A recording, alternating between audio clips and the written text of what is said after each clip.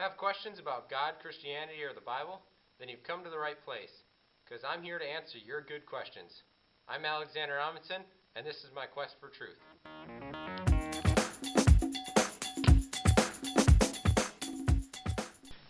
I'm back at a whiteboard to answer a second good question. Someone asked me, how does a good and loving God allow evil to exist? This is a question that troubles both Christians and non-Christians.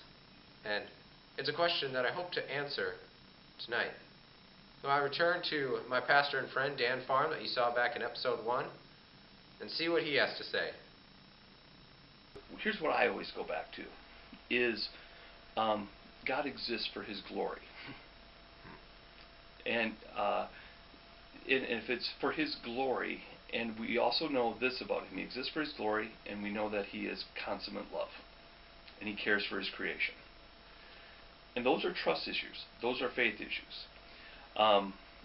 Give you an example in my life. When I was younger, I was a baseball player, tore my shoulder, lost my career. Was drafted, to play professional baseball. Why would a good God allow that? Well, a few years after that, I was involved with alcoholism. My life was unraveling. Why would a good God allow that?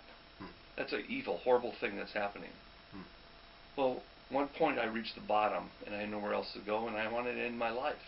Why would a good God allow that?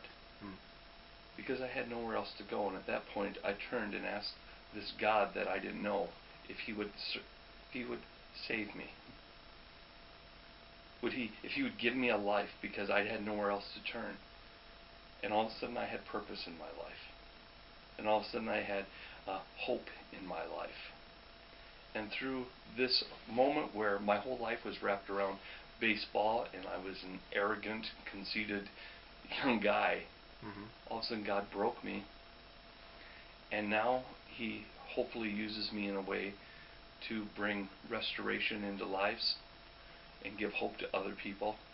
And so now I look back and go, why would a good God allow me to rip my arm apart? How about so that He could be glorified through it?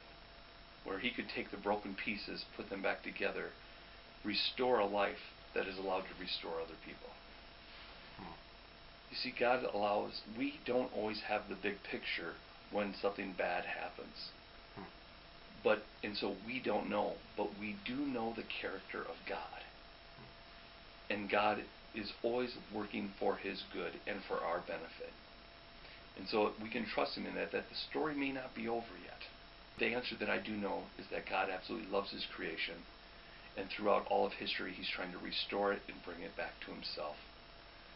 And so my answer is, ultimately, it's so He can show His love and put the broken pieces back together again.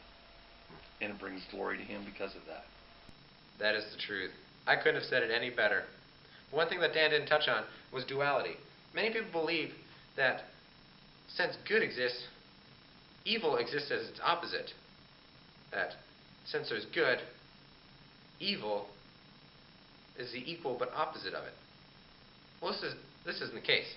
Well, let's look at a few examples. What is light? Well, light is photons. What is the opposite of light? Darkness, obviously. But darkness, there's no such thing as the opposite of photons. Darkness is simply the absence of photons.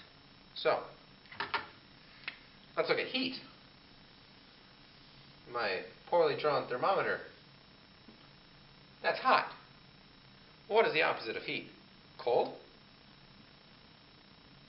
Is cold really the opposite of heat? No. It's just less heat. So, what then is evil? If we believe that it's the opposite of good, isn't evil really just the absence of it?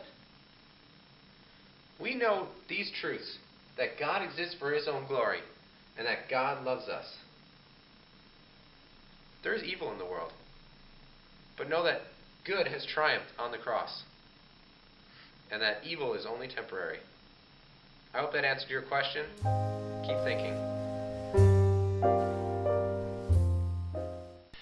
Have more good questions or just comments about the ministry? Send them to goodquestion.a2@gmail.com.